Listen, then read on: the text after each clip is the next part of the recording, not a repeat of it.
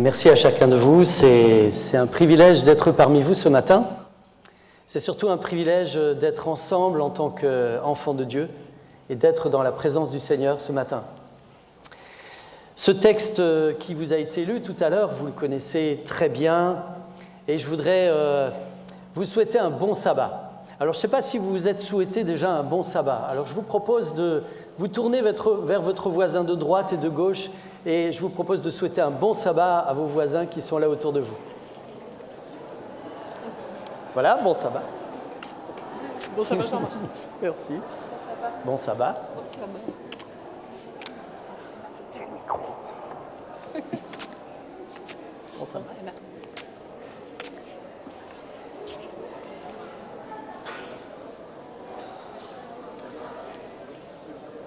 Voilà, bon sabbat à tous. C'est bon d'être ensemble. T'inquiète pas, je vais juste supprimer ce micro-là. Tu l'enlèves ? Voilà. D'accord. Voilà, on a beau avoir un micro-cravate, on se penche toujours si jamais il y a un autre micro devant. Voilà. Donc le texte qui nous a été lu tout à l'heure nous parle de ce premier sabbat qui a eu lieu. Dieu institua le sabbat dans le jardin d'Éden. C'est ce que nous disons, n'est-ce pas ? Et nous voyons souvent le sabbat comme une institution. Mais est-ce que le sabbat ne serait pas plus que cela ? Plus qu'une institution, plus que quelque chose que nous respectons et que nous avons raison de respecter. Alors je voudrais remercier Pauline et les compagnons aînés qui m'ont invité aujourd'hui. La semaine passée, comme Isabelle l'a souligné tout à l'heure, nous avons commencé notre thème avec les compagnons aînés qui s'intitule « Qui suis-je » ? Qui suis-je ? Qui suis-je à mes propres yeux et surtout qui suis-je au regard du Seigneur ? Alors, bien sûr, cet après-midi, nous allons continuer à creuser ce sujet, mais ce matin, pendant la prédication, nous allons également aborder une partie de ce sujet. Qui suis-je ? Qui suis-je dans le succès ? Qui es-tu, mon frère, ma sœur ? Qui es-tu, toi qui es jeune, dans le succès ? Qui es-tu dans l'échec ? Qui es-tu lorsque tu es entouré, mais qui es-tu aussi quand tu es seul ? Qui es-tu lorsque tout va bien ? Qui es-tu lorsque tout va mal ? Qui es-tu lorsque ton avenir te sourit ? Et qui es-tu lorsqu'il te semble ne plus avoir d'avenir ? Il y a quelques mois de cela, dans cette même église, nous vivions une rencontre avec des jeunes prédicateurs anglais qui nous venaient pour prêcher, pour témoigner. Alors, je ne sais pas quels sont les jeunes qui étaient là pendant la rencontre Preaching Place. On peut voir les mains ? Timide ? Oui, Mylène, je sais que tu étais là. Je t'ai vu. C'était vraiment une rencontre merveilleuse. On a été édifiés, on a été enrichis, on a été nourris. Et il y a eu des petits moments au cours desquels, après les présentations, les jeunes pouvaient venir et parler à ceux qui avaient prêché. Et nous nous sommes rendus compte que parmi les jeunes qui venaient nous parler, il y en avait certains qui nous disaient qu'ils avaient déjà envisagé le suicide. Ça a été une grande question. Et la question qui est derrière ce mal-être, c'est effectivement « Qui suis-je » ? Qui es-tu ? Toi qui es jeune, toi qui es explos, toi qui es compagnon, toi qui es aîné, toi qui es tison, bourgeon, qui es-tu ? Qui es-tu toi, mon frère, ma sœur ? Qui es-tu au fond de ton cœur ? La réponse ne se trouve qu'en Dieu. Et le sabbat en parle d'une manière magistrale, vous allez voir. Mais d'abord, je voudrais vous présenter un tableau. Alors, je voudrais demander aux techniciens de me l'afficher. Voilà. Alors, ce n'est pas exactement le tableau que je voulais, j'aurais dû le prendre en photo chez moi. Parce que chez moi, dans mon salon, trône un magnifique tableau qui nous a été offert un jour alors que nous quittions une église. Vous savez, parfois, lorsque les pasteurs quittent les églises, l'Église leur fait un cadeau. Et il y a une sœur de cette Église qui nous a fait un magnifique tableau de nature morte avec des pommes, qui est vraiment, je vous dis, beaucoup plus beau que celui-là, qui est dans un magnifique cadre. Et chaque fois que je regarde ce tableau, je me dis, mais combien d'heures cette sœur a dû passer à peindre ce tableau?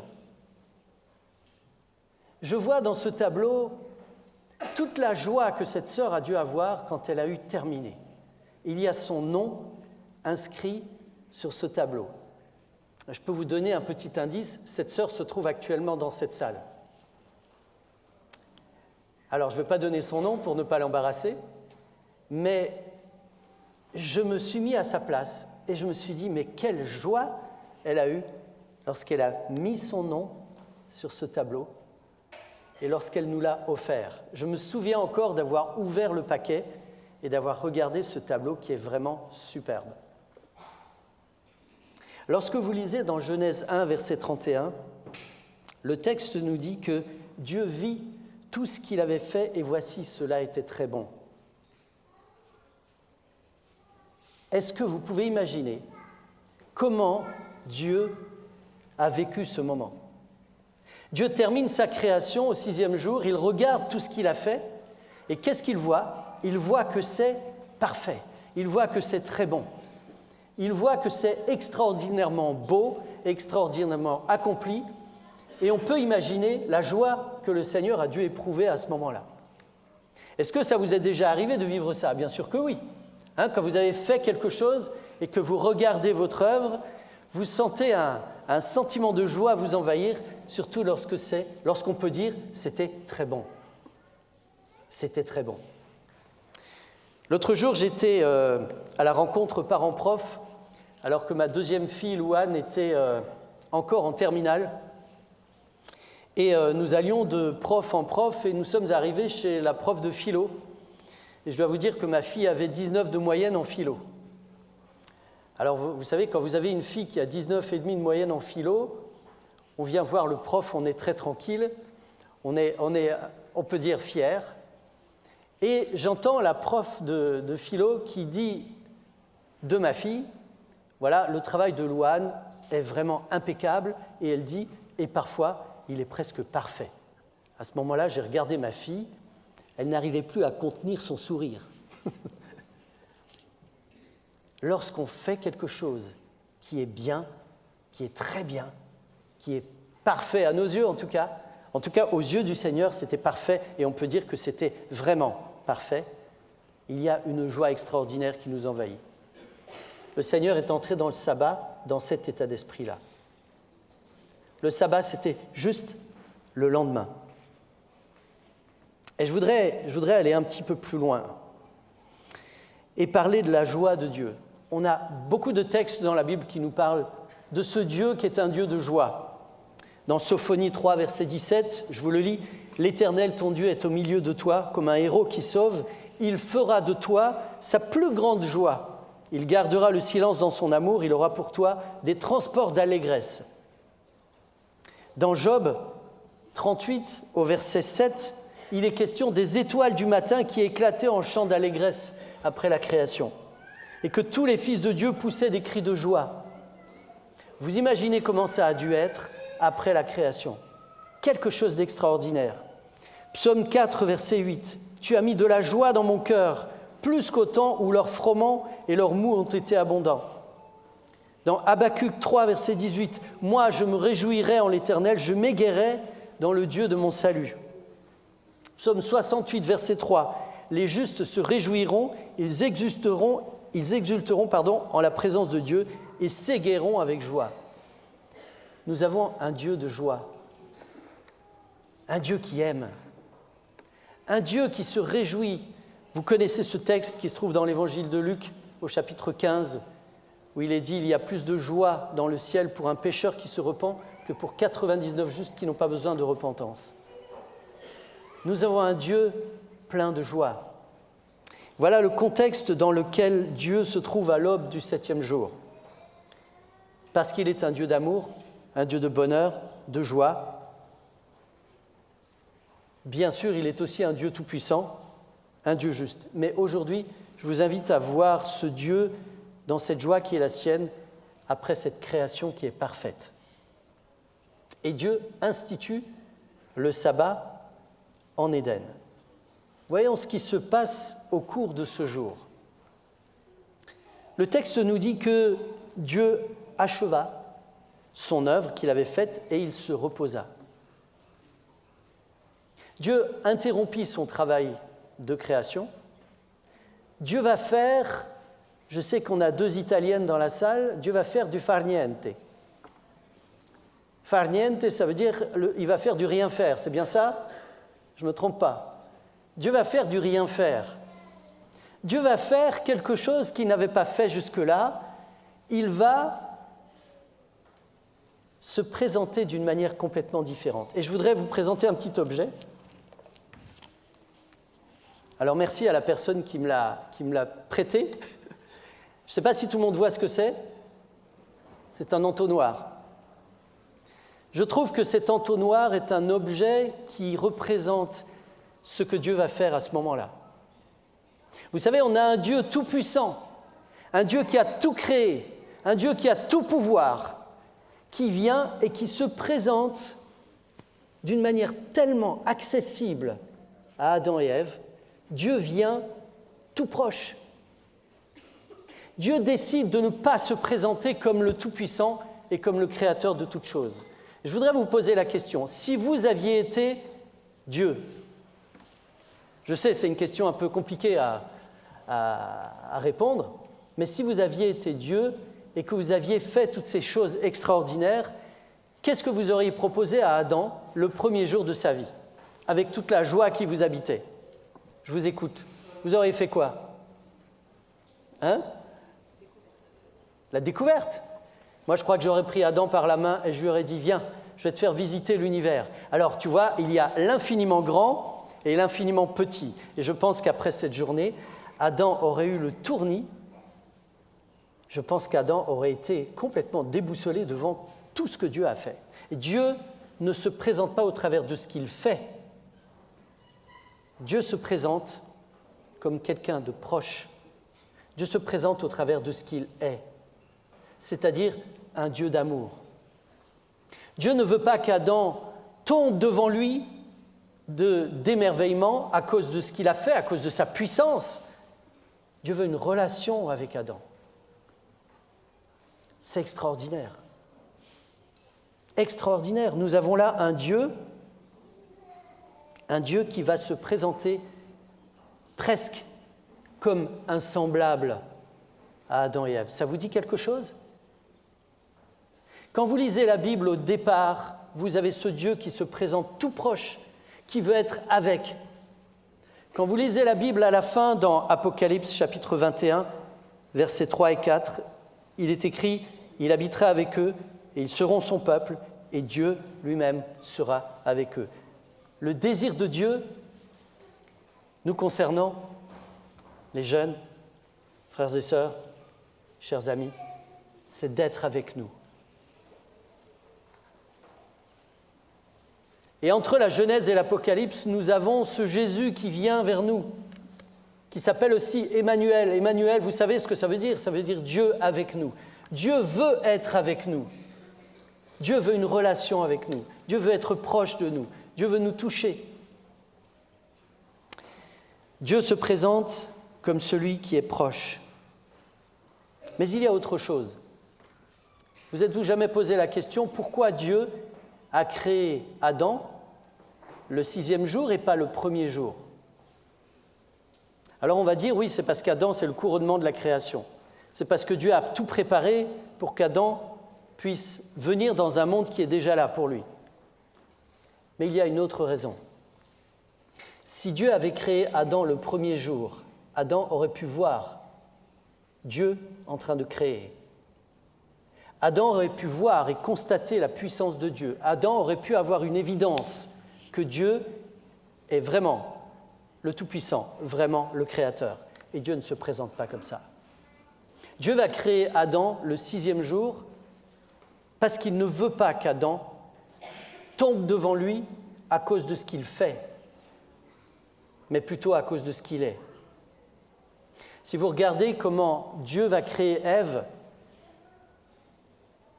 c'est assez étonnant d'ailleurs, parce que Dieu va faire tomber un profond sommeil sur Adam, qui va s'endormir, et pendant le sommeil d'Adam, Dieu va créer Ève. Adam ne voit absolument pas Dieu créer Ève. Donc Adam n'a pas ce qu'on attend tellement aujourd'hui, vous savez, des preuves scientifiques. Une preuve palpable. Aujourd'hui, on parle de preuves. Beaucoup de gens cherchent des preuves par rapport à l'origine de la vie sur la Terre. On n'en a pas. Nous n'avons aucune preuve. Ceux qui nous disent aujourd'hui qu'ils ont des preuves de l'origine de la vie sur cette Terre ne peuvent pas réellement en donner. Et nous non plus d'ailleurs. Parce que Dieu veut une relation. Dieu va endormir Adam. Vous savez, nous avons inventé l'anesthésie locale. Dieu aurait très bien pu anesthésier Adam localement. Mais Dieu a endormi Adam parce que Dieu ne veut pas d'une relation qui soit basée sur l'adoration de ce qu'il fait. Vous vous souvenez, c'est marqué dans les 10 commandements. Tu ne te feras pas d'image taillée, ni de représentation quelconque de ce qu'il y a dans le ciel ou en bas sur la terre. Parce que Dieu veut une relation avec nous.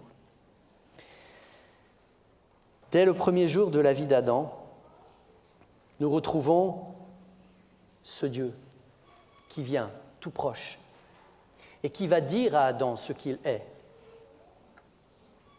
Il va dire à Adam qu'il est un Dieu d'amour. Il va dire à Adam à quel point il l'aime. Et en même temps, Adam va entendre qui il est. Adam est quelqu'un qui n'est pas seul. Adam est une personne à part entière qui existe simplement parce qu'il est aimé. Vous savez, ce matin, en venant en voiture vers votre église, je sais qu'il y a des travaux et j'étais en train de m'inquiéter et de me dire, est-ce que je vais trouver une place ? Est-ce que je vais trouver une place de parking ? Et d'un seul coup, vous savez, la notion du sabbat s'est présentée à moi, mais le Seigneur est là, il est tout proche. Jean-Marc, arrête de t'inquiéter.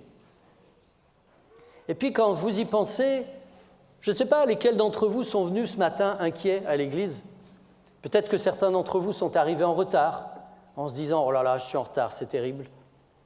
Peut-être que, comme ça arrive parfois dans les familles adventistes, le matin, on voit le temps passer et on se rend compte qu'au fur et à mesure que le temps passe, on va être en retard et on commence à s'énerver un petit peu sur la route, dans sa famille, et on oublie que Dieu est là. On oublie que le Seigneur est avec nous. On oublie que le Seigneur veut une relation avec nous, qu'il veut mettre sa paix, qu'il veut mettre son amour en nous, et que, quoi qu'il arrive, nous sommes aimés de lui. Voilà qui nous sommes. Qu'est-ce qui se passe dans votre vie, les jeunes, quand vous regardez l'avenir ? Aujourd'hui, vous vivez dans un monde plutôt, on pourrait dire, inquiétant. J'ai tendance à dire à mes filles j'ai pas tendance, je prie chaque jour pour mes filles et je leur dis, voilà les filles, vous êtes dans un monde qui est moins facile que celui dans lequel moi je suis venu. Beaucoup moins facile. Trouver du travail aujourd'hui, c'est pas facile. Et on peut se poser des questions, nous pouvons nous inquiéter. Mais le Seigneur nous rappelle qu'il est là. Vous savez, nous vivons un jour extraordinaire qui est le sabbat. Et le sabbat, c'est plus qu'une institution. Le sabbat, c'est ce Dieu qui vient vers nous, qui veut nous rencontrer, ce Dieu qui se rend accessible à nous pour que nous puissions rentrer en relation avec lui. Ce Dieu qui a tout mis en place pour que la relation soit possible malgré le péché entre lui et nous. Voilà à quel point il nous aime. Ce Dieu qui a payé notre forfait, qui a payé tout ce qu'il fallait payer pour que le mur de séparation qui nous séparait de lui tombe et qu'il puisse enfin nous retrouver. Alors nous pouvons regarder à ce Dieu et nous pouvons simplement lui dire merci.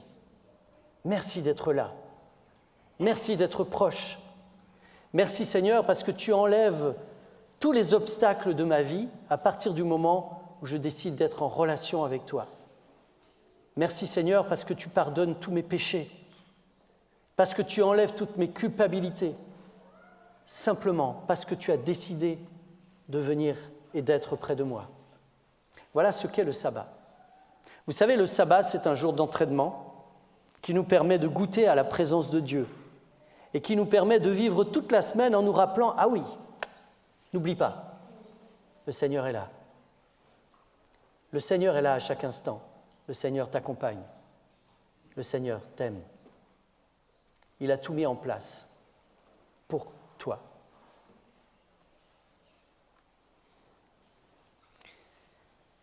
Et cela depuis le début.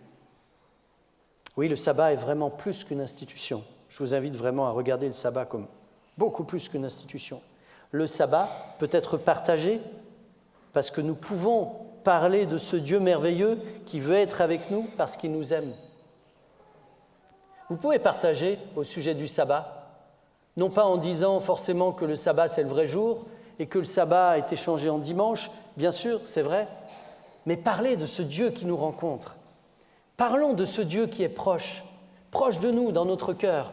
Parlons de ce Dieu qui nous fait vivre, qui nous amène à la vie, qui nous rappelle qui nous sommes.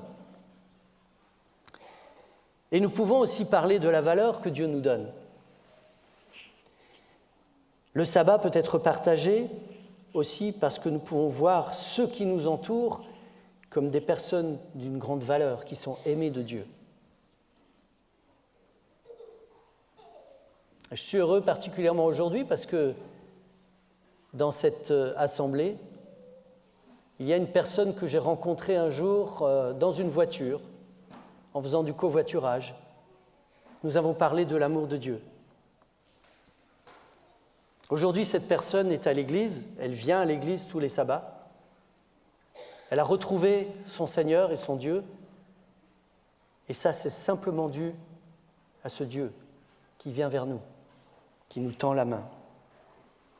Le sabbat, vivre le sabbat authentiquement, non seulement le sabbat, mais vivre cette relation avec ce Dieu qui vient vers nous et qui nous aime, c'est la racine de l'évangélisation. C'est accepter l'amour de Dieu, accepter de se laisser aimer, et c'est aimer les autres. Nous avons un grand Dieu, un Dieu qui, on pourrait dire, qui est humble, vraiment. Un Dieu qui se rend accessible. Et je vous invite vraiment à rentrer en relation avec ce Dieu-là. Nous avons une école du sabbat aujourd'hui qui nous parle de la prière, très importante pour pouvoir entrer en relation avec ce Dieu, pour pouvoir l'entendre nous parler. Et je vous invite vraiment à poursuivre cette relation, à le chercher. Vous le chercherez, vous me chercherez, vous me trouverez si vous me cherchez de tout votre cœur, nous dit le Seigneur. Que le Seigneur vous bénisse et qu'il vous donne un bon sabbat. Amen.